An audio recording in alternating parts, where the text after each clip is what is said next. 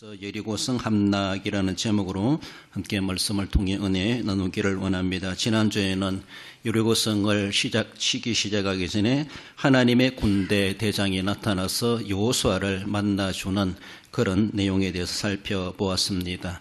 갑자기 칼을 뻔 장수가 앞에 서 있는 것을 보며 여호수아도 얼마나 놀랐겠는가. 아군이냐 적군이냐 기싸움하는 가운데 하나님께로부터 온 하나님의 사자라는 것을 알고 그 앞에 엎드렸다라는 것을 살펴보았습니다. 거룩한 곳이다. 신을 벗으라고 말씀하시죠. 왜 거룩해요? 하나님이 임재하신 곳이기 때문에 거룩합니다. 어쩌면 호화롭게 닦아놓은 길이고 집이기 때문에 거룩한 것이 아니라 어쩌면 초막이나 궁궐이나 우리 하나님이 임재하신다면은 그곳은 성전이 되는 것이고 또 거룩한 현장이다라고 말할 수 있고 언제 어디나 하나님이 안에 계신 곳이 없어지지만은 특별하게 하나님의 사람들을 만나 주시기 위해서 하나님의 사자로 임재하신 그 모습을 여호수아는 만났고 그래서 신을 벗는다는 것 진정코 하나님 앞에 하나님을 모셔드리는 것이고 자기를 부인하는 것이고 그리고 절대 복종하겠습니다. 이런 자세로 여호수아가 하나님의 사자를 통해서 계시 전달받는 것을 볼 수가 있었습니다. 오늘은 이제 여리고성을 실제적으로 함락하게 되는 그런 과정들 어쩌면 6장 전체를 다 봐야 되는데 대표적으로 오늘 본문만 그렇게 보았습니다. 가나안 땅에 들어와서 첫 번째 전투입니다. 그래요. 아직도 많은 부족들을 물리쳐야 될 그런 전쟁이 이제 시작되는데 첫 번째 전쟁이 상당히 중요하죠. 처음에 만약에 패했다고 생각해 보세요. 백성들이 얼마나 낙담하고 실망하겠습니까? 그래요. 앞으로 어떤 전쟁이 벌어질지 알지 못하는 가운데 여리고성을 첫 번째 맞닥뜨리게 되는데 여리고성은 분명하게 이겨야만 한다고 하는 이런 부담감이 지휘관 여호수아는 얼마나 큰 부담이었겠는가. 첫 전투에서 이겨야만이 온 이스라엘 백성들이 사기충천하고 정말 하나님이 이제 이 땅 우리에게 정말 주시는가 보다. 우리는 가기만 하면 되는가 보다. 이렇게 저들은 우리의 밥이라 이런 믿음을 가지고 나아가게 되는 중요한 신호탄이 된다. 승리의 신호탄이 된다. 그리고 이 땅을 다 접수하는 것은 이제 시간 문제다. 이렇게 할 정도로 첫 번째 전투가 그만큼 의미가 있고 백성들에게 많은 그런 정말로 기대감을 갖게 하는 그런 전투가 아닐 수가 없다라는 겁니다. 하나님이 실제로 이제 약속의 땅을 우리에게 주시는가 보다. 아브라함과 이삭과 야곱에게 약속하신 그 조상들이 약속하신 그 땅을 우리를 밟게 하시더니 이제 하나하나 점령하여서 차지하게 하시는가 보다. 첫 전투가 그만큼 의미가 있다라고 볼 수가 있습니다. 그래서 그들은 하나님을 더욱더 신뢰하게 되고 다음 계속해서 나아가는 그런 모든 전투에서 승리를 거두게 되는 사실 여리고성 전투로 대대적인 승리로 인해 큰 막 자신감을 갖게 되죠. 근데 자신감이 너무나 지나치다 보니까 그 다음 전투 아이성에서는 보기 좋게 패하는 그런 모습이 있기도 했습니다. 너무 자만해서도 안 된다라는 것을 여리고성을 통해 함락을 통해서 우리에게 보여주십니다. 아무리 크든 작든 우리가 싸우는 것이 아니라 하나님이 싸우신다라는 것을 망각하면 안 된다는 것이죠. 자신감만 충천해가지고 했다가는 보기 좋게 실패할 수밖에 없는 아이성에 대한 전투는 다음에 보겠지만 오늘 이제 여리고성 함락에 대해 살펴볼 때 먼저는 하나님의 사자의 명령을 따르게 되는 것을 볼 수 있습니다.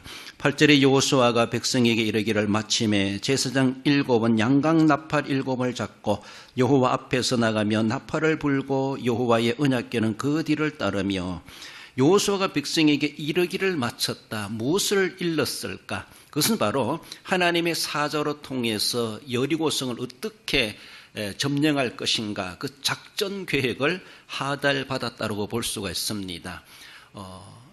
여리고성을 돌고 돌아라. 여호수아의 머리에서 나온 게 아니라는 것이죠.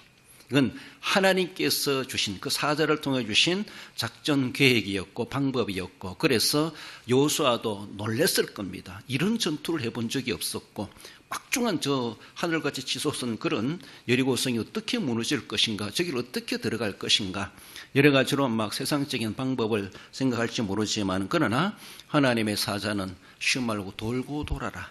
이 방법이었다는 것이죠. 그래서 사자의 명령에 따르게 되는 여호수아의 모습을 볼 수가 있고 그것을 온 백성들에게 작전 계획을 밝혀주게 되는 것을 볼 수가 있죠. 그래서 여호수아는 하나님의 군대 대장의 작전 명령에 따라서 백성들에게 전달하고 백성들 하여금 전적으로 따르도록 그렇게 했다라는 것이죠. 여호수아도 그 작전 계획에 대해서 절로 신뢰할 만한 마음이 안 들을 수도 있었습니다. 그렇게 하라고요? 이렇게 의문이 제기될 수가 있죠. 여호수아가 백성들에게 알려줬을 때 제사장과 또 이런 장수들에게 이 계획을 알려줬을 때 그들도 상당히 의문점이 제기됐을 겁니다. 그저 걸으라는 것이죠. 이것이 무슨 작전이고 무슨 싸움인가? 그래서 헛수고하는 것은 아닌가 여러 가지 의문이 제기될지 모르지만은 이타저타 다른 말이 없는 거 보면은 여호수아도 하나님의 사자의 말씀을 절대 신뢰했고 여호수아가 하는 말에 대해서 모든 장수들과 모든 군사들 그리고 제사장들까지도 다 하는 방법에 대해서 알아들은 그대로 순종하게 되는 그런 모습을 우리는 볼 수가 있습니다. 그만큼 여호수아의 신앙에 돋보이는 것을 보여주고 있고 또 온 백성들도 상당히 긴장된 가운데서 여호수아의 지휘에 대해서 어떤 의문이 제기된다거나 도저히 이해 못 된다 할지라도 일단은 순종한다고 하는 그런 자세를 갖추게 되지 않았나라는 겁니다. 여호수아는 하나님의 사자로부터 직접 계시를 받았습니다. 신을 벗었습니다. 절대 내가 복종하겠습니다. 나를 다 부인하겠습니다. 그래서 그렇게 경험했던 여호수아이지만은 백성들은 직접 하나님의 사자를 만나지도 못했거든요. 그러나 계시를 받은 여호수아의 명령대로 그들은 그렇게 다 따르게 되는 그런 사항들을 볼 수가 있죠. 하나님께서는 여리고성 함락을 위해서 한마디로 6-1 7-7 작전을 계획을 말씀하죠. 6일 동안은 한 바퀴만 돌아라. 그리고 7번째 되는 날에는 한꺼번에 7바퀴를 돌아라 라고 하며 이런 작전 계획을 하나님께서 밝혀주셨습니다. 그래서 15절에 보면 7째 날 새벽에 그들이 일찍 일어나서 전과 같은 방식으로 그 성을 7번 도니 그 성을 7번 돌기는 그날뿐이었더라 라고 하며 매일마다 한 바퀴씩 돌았는데 마지막 날 7번째 날에는 7바퀴를 한꺼번에 돌았다. 그렇게 순종했다는 것을 말씀하죠.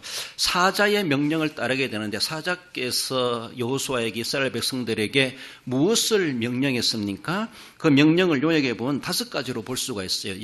여리고성을 함락하는 데 있어가지고 먼저는 성 주위를 돌아라. 도는 겁니다. 일단은 그림을 그려보면 제일 앞 선봉 부대가 있어요. 그리고 7 양각 나팔을 잡은 7 제사장들이 있습니다. 7명의 제사장으로 양각으로 된 나팔을 잡고 7 나팔을 불며 가게 되고 그 뒤에 언약궤를 맨 제사장들, 법궤를 맨 제사장들이 뒤따르게 되고 그리고 제일 뒤에 후방에 후방 부대가 또 따르게 되었다라는 겁니다.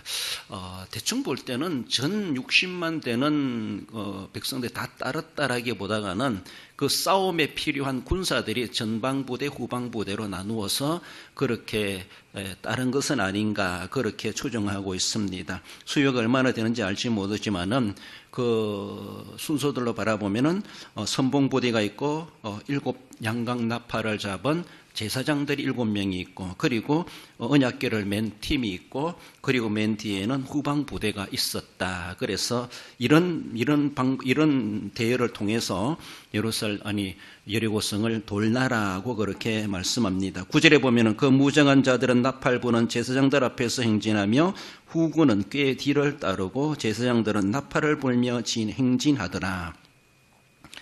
그리고 두 번째 명령이 뭔가 하면은 침묵하라는 겁니다.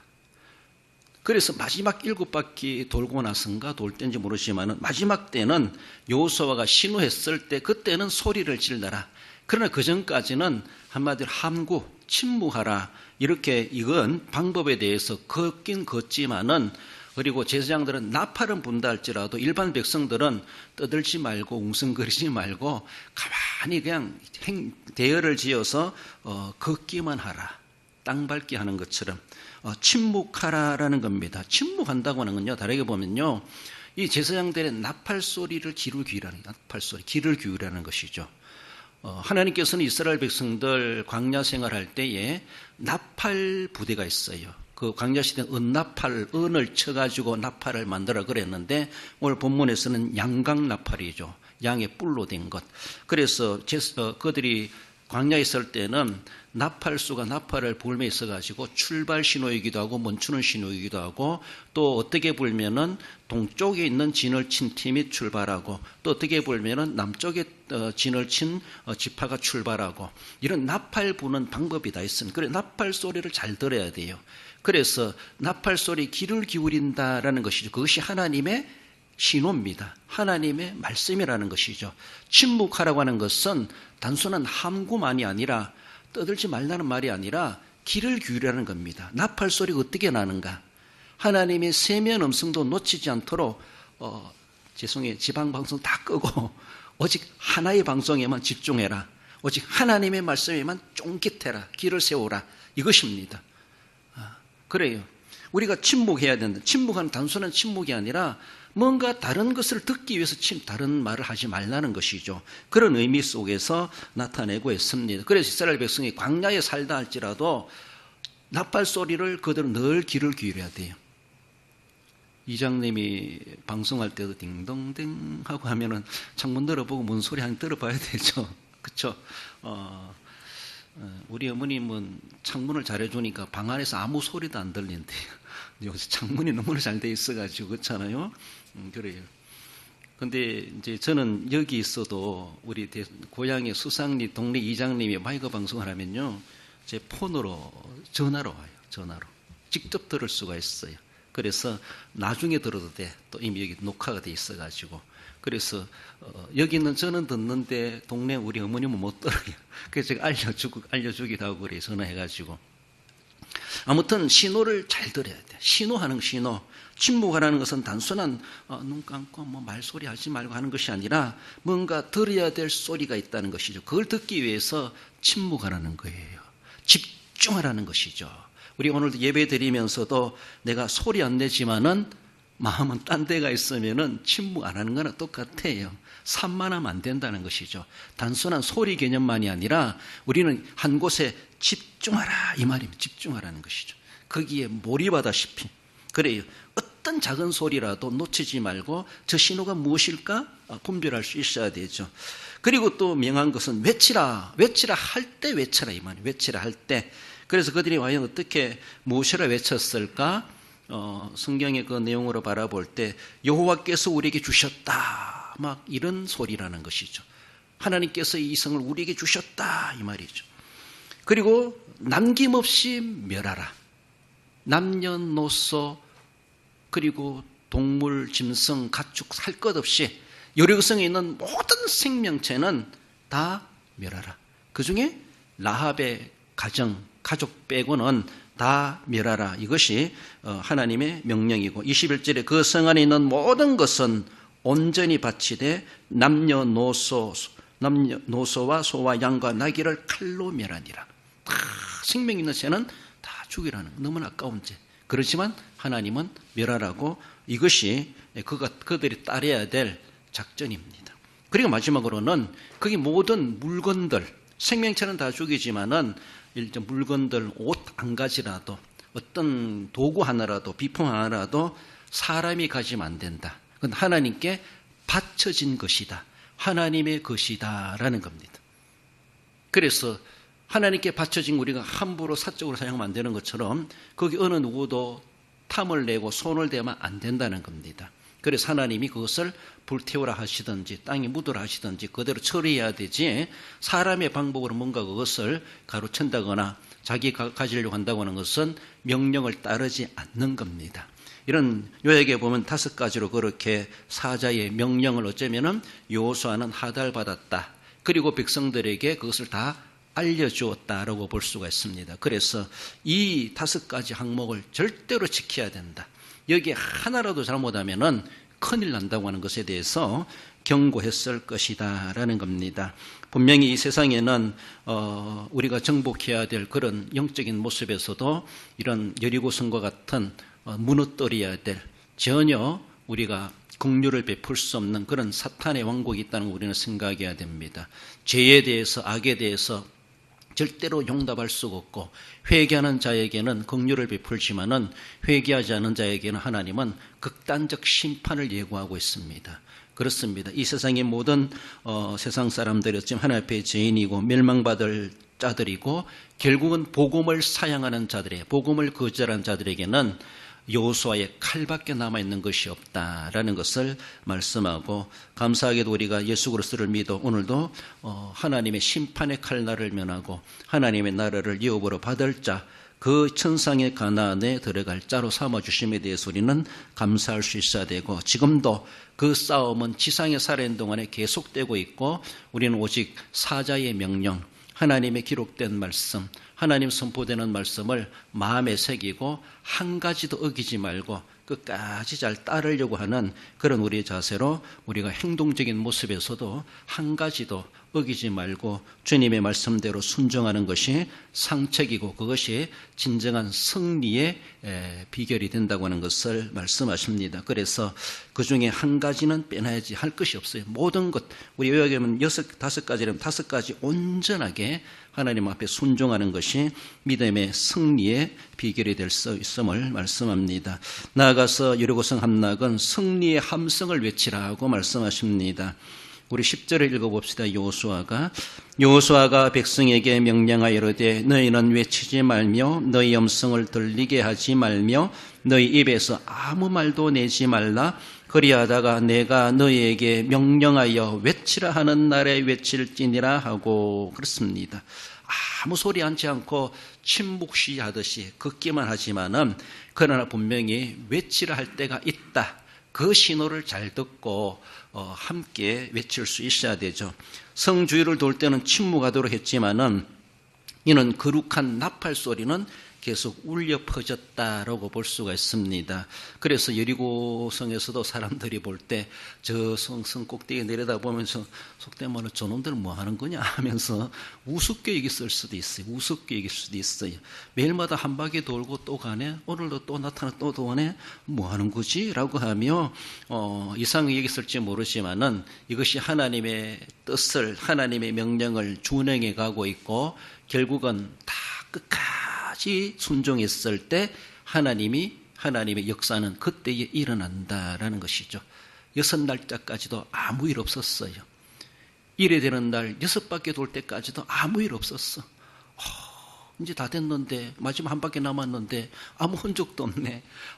초조할 수 있어요. 그러나 다 끝까지 순종해 봐야 돼.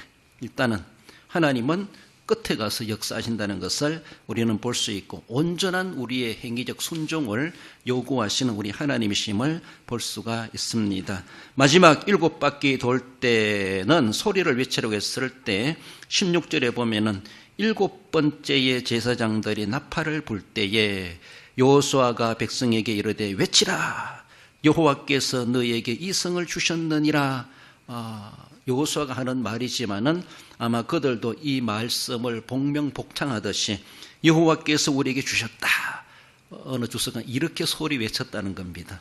어떻게 소리 외쳤을까? 그 함성의 구호가 무엇이었을까? 대한민국 뭐 이런 것이 뭐라도, 그래서 명확한 이제 말이 안 나오니까 여호와께서 우리에게 주셨다 이렇게 외쳤다는 거예요.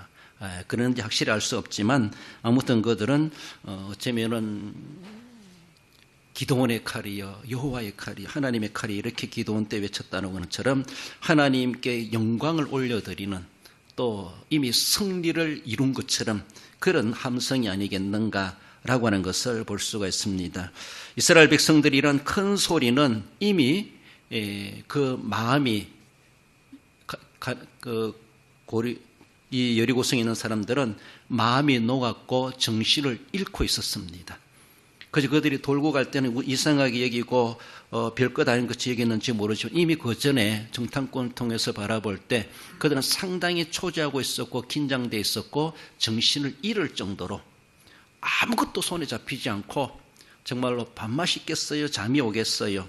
이미 이런 상태에 그들은 전의를 상실한 가운데 있었던 여리고 도성이었다라고 볼 수 있습니다. 그리고 돌고 마지막 함성을 외쳤을 때는 그 이스라엘 백성들 소리 외쳤을 때 그 소리가 얼마나 우렁찼겠는가.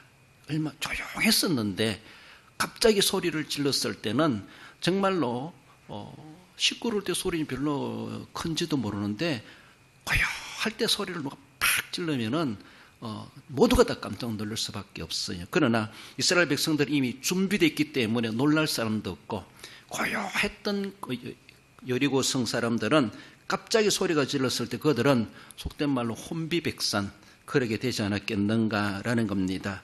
어떻게 해석하는 이렇게 말하기도 합니다. 7번째 마지막 소리를 질렀을 때 그 소리 지르는 것이 무엇인가?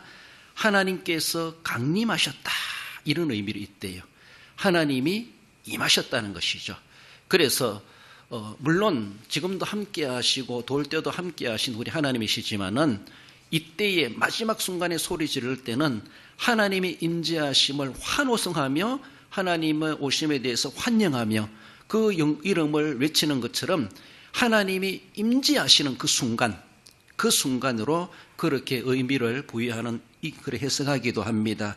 그래서 그 소리를 외치지 않을 수가 없다는 것이죠. 마지막 7바퀴 돌 때 이 백성들은 하나님의 임재를 눈으로 보거나 느끼고 그러지 않았지만은 바로 그 순간을 하나님은 기다려 오셨고 마지막 순간까지 순종하는 모습을 하나님께서는 초시계를 대가면서 기다리고 있었을지도 몰라요. 그래서 마지막까지 순종해라. 그리고 마지막 때에 소리를 질러라. 그때 하나님께서는 정말 임재하셔서 하나님께서 여리고성을 한꺼번에 무너지게 했다. 고고학적으로 이야기해 볼 때 그 성이 무너질 때 밖으로 무너진 것이 아니라 안으로 무너졌다. 이렇게 말해요. 그 벽도 이중벽이라고 합니다. 이중벽, 이중으로 벽. 우리가 세제도 가면은 이제 성을 쌓았지만은 성 위로 걸어 다닐 수 있잖아요. 그 정도로 이중으로 쌓았다는 이중으로 단순히 이런 담을 쌓는 이런 것이 아니라 그 담 위에 집도 짓고 살 수 있고 망대도 세울 수 있을 정도로 그런 식으로 또 넓게 쌓았다는 것이죠. 이렇게 단단하게 쌓고 그러나 무너질 때도 밖으로 무너지지 않고 안으로 무너졌다는 것이죠. 성을 쌓으면서도 벽을 이렇게 쌓는 거 없으니까 이렇게 쌓으니까 적어도 안으로 무너지기 쉽죠. 아무튼 안으로 무너지고 밖에 있는 이스라엘 백성들 하나도 사고 나지 않도록 그렇게 방법적인 모습에서도 그랬는데 아무튼 이러나 저러나 거기에 하나님이 임재하시고 하나님이 한꺼번에 역사를 이루어놨을 때 사방팔방 여리고 도성이 한 군데만 무너진 것이 아니라 한꺼번에 무너지는 그런 모습에서 이미 다 거기에 침투에 들어갈 만한 길이 열리게 되었다라는 것입니다. 외쳐야 될 때 외칠 줄 알아야 된다는 것이죠. 여러분들, 예수님께서 십자가에 달려 돌아가시고 부활하셨습니다. 부활하신 예수님을 만난 제자들이 있고 또 500여 형제 120명 성도들이 있습니다. 그들이 기도하고 성령 충만을 받고 나서는 나아가서 말하지 않을 수 없는 말이 있어요. 말할 수밖에 없는 말이 있어요. 무슨 말이에요? 예수님은 부활하셨다. 그래요. 누가 뭐란다 할지라도 예수님은 그리스도이시다. 예수님은 부활하셨다. 그 예수님이 바로 구약시대에 그렇게 하나님이 약속하시고 보내시기로 했던 메시아이시다. 그분이 바로 그리스도이시다. 그리고 그분은 사망근세이시고 부활하셨다. 초대교회 성도들은 달랑 전하는 복음이 있다라는 두 가지 내용이라고 볼 수 있어요. 예수님은 부활하셨다. 예수님은 그리스도이시다. 그분만이 우리의 유일한 구술자 이 말입니다. 그분을 믿어야 구원받는다. 예수님으로 말미암아 구약의 모든 언약이 성취되었다. 예수님 안에 다 들어있다. 이제는 예수님을 믿어야 된다 이 말이죠. 그래요.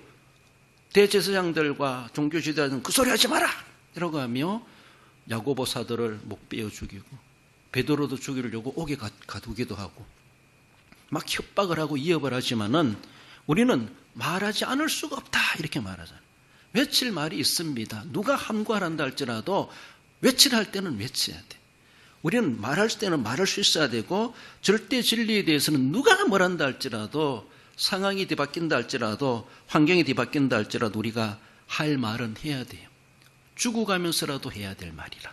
이것이 우리 신앙 고백이 우리의 신앙이고 하나님이 우리에게 맡기셨어요. 그래서 하지 마라 할 때는 안 할 줄 알아야 되고 반드시 해야 될 말에 대해서는 해야 할 말이 있고 할 때가 있다. 그래요.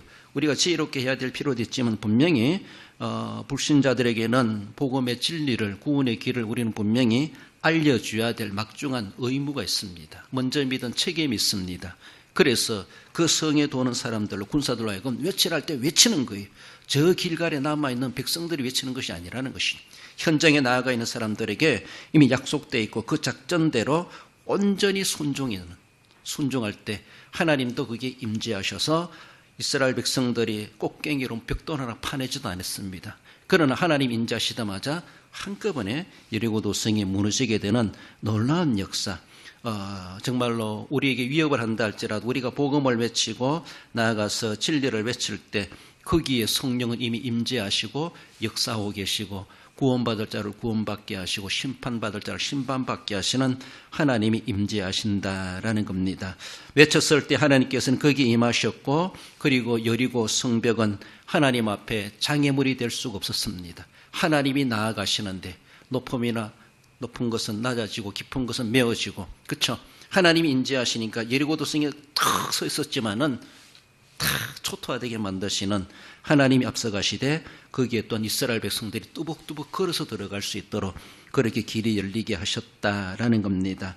이스라엘 광야에서도 하나님이 앞서가시고 그들의 갈 길을 다 인도하시고 홍해가 있든지 그리고 요단강이 있든지 그리고 물이 없다 할지라도 햇빛이 있다 할지라도 추위가 있다 할지라도 그들 하여금 목말라 죽게 하지 아니하셨고 햇빛이 일사병을 죽게 하지 않으신 하나님, 홍해를 가르시고 요단강을 가르시고 마른 땅까지 건너게 하신 하나님, 하나님이 임재하시니까 자연의 어떤 조건들도 하나님의 길 앞에 어느 누구도 장애 놓을 수가 없었다라는 것처럼 여리고 도성도 거기에 하나님이 함께 하셨고 하나님이 앞서가실 때에 온 이스라엘 군사들도 도성으로 침범에 들어갈 수가 있게 되었다라는 겁니다. 그래서 오직 라합과 그의 가족들만을 살아남게 하셨다라고 17절에서 그렇게 말씀해 주십니다. 그녀의 구원은 하나님의 언약을 믿음으로 말미암아 구원받은 라합이고 그의 가족들이었다라는 겁니다. 라합은 이미 정탐꾼들을 직접 만났기 때문에 이 사실이 이렇게 이루어질 것이라는 것을 복음을 직접 들었다면은 다른 가족들은 라합을 통해서 그렇게 해야 살아난다, 그렇게 해야 구원받는다 복음을 전해 들음으로 인해서 그들은 전해주는 자의 복음을 듣고 믿음으로 말미암아 그 집에 모이게 된 거예요. 못 믿는 사람은 그 집에 같이 안 있었을 거예요. 아무리 친척이라 할지라도 부모 형제라 할지라도 그렇잖아요. 믿고 전해주는 사람의 말씀을 믿었으니까 그날은 그 시점에 그 집에 같이 들어와 있었으니까 구조받을 수가 있었다, 구원받을 수가 있었다는 겁니다.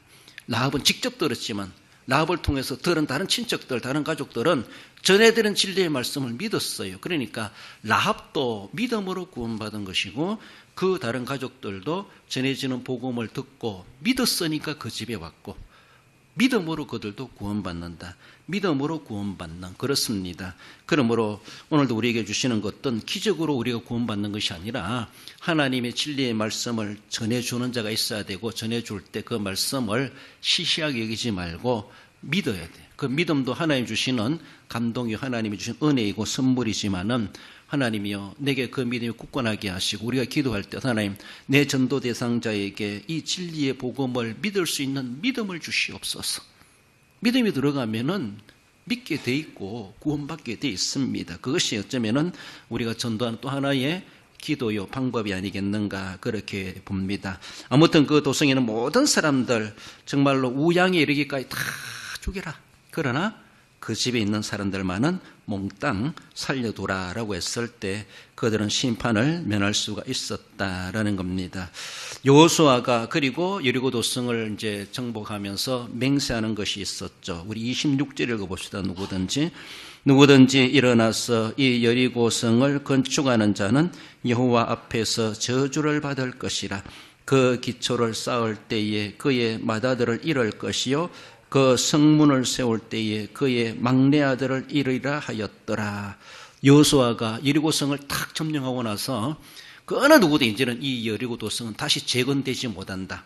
누군가가 그 일을 그렇게 하려고 하는 자가 있다라면은 기초를 쌓을 때 맏아들을 잃을 것이요 그 문을 세울 때에 그의 막내 아들을 잃으리라. 자식들 다 제물로 삼으려면 그래 해보라는 것이죠. 이렇게 경고를 선언했죠. 그만큼 하나님이 썩어주시고 하나님이 저주하심으로 그 도성이 멸망당했다는데, 그 어느 누가 하나님의 권위를 도전하듯이 다시 여리고성을 세울 자가 있겠는가? 세우려고 하다가는 이런 큰 코 다친다라고 하며 예언적 경고를 하게 되는 것을 보죠. 그런데 기록에 보니까 열왕기상 16장 34절에 베델 사람 히엘이라는 사람이 이 일을 하다가 그래서 맏아들 막내 아들이 죽었다. 왕시대에. 이곳이 이제 북쪽 이스라엘의 영역이 되죠. 그런 일이 있었다는 걸 열왕기상 16장 34절에 기록해 주는 것을 볼 수가 있습니다. 승리의 함성, 그 승리의 함성. 우리는 그저 소리만 질렀지만은 그 소리와 함께 하나님이 임재하시고 일들은 다 하나님이 해결해 주시고 그저 이스라엘 백성들은 그저 들어가기만 하면 됐다라고 하는 것. 그리고 어느 한 사람도 전사당하지 아니하고 희생당하지 아니하고 여리고 도성의 모든 우양에 이르기까지 완전히 완벽하게 섬멸해내는 대대적인 완벽한 승리를 이루게 된 사실을 말씀해 주고 있습니다. 우리 앞에도 여리고 도성과도 같은 그런 엄청 정말로 큰 일들이 부닥칠 수 있겠지만은, 그러나 여리고 성보다 크신 하나님이 계시다는 것을 우리는 알고 그 하나님께서 도우시는 데는 하나님의 말씀을 신뢰성을 가지고 믿고 순종할 때에 하나님의 도움의 손길이 임한다는 것을 우리에게 보여주고 있습니다. 어떤 문제가 있습니까? 어떤 일이 봉착되고 걱정이 있습니까? 우리 하나님 앞에 그 문제를 가지고 기도했을 때 하나님이 분명히 방법을 알려주시고, 그리고 우리로 하여금 또 행할 수 있는 삶의 순종의 방향들을 깨워주지 않겠는가 우리는 늘 생각해 보며, 그 도성이 두려하기보다 그보다 크신 하나님을 더 신뢰하시고 하나님께 나아갈 때 하나님이 지혜 주시는데 우리도 이겨낼 수가 있다는 것을 기억하십시다. 결론적으로 읽어봅시다. 하나님의 명령대로 여리고성 주위를 도는 순종으로 그 성이 함락되고 라합의 가족 외에 다 섬멸시키는 승리를 거둠같이 하나님의 말씀에 순종함으로 하나님의 능력을 체험하는 성도가 됩니다. 그렇습니다. 이 중에 한 가지라도 순종하지 못했다면 여리고 도성은 승리하다가도 실패할 수밖에 없었을 겁니다. 그러나 온전히 그들은 요소로부터 온 백성이 이르기까지 순종함으로, 믿음으로 순종함으로 하나님의 놀라운 능력을 경험했던 것처럼 우리의 모든 삶에도 말씀을 준엄하게 여기시고 순종하심으로 약속대로 그 복을 받아 누리시는 우리 모든 성도 여러분들 되시기를 주님의 이름으로 축원드립니다.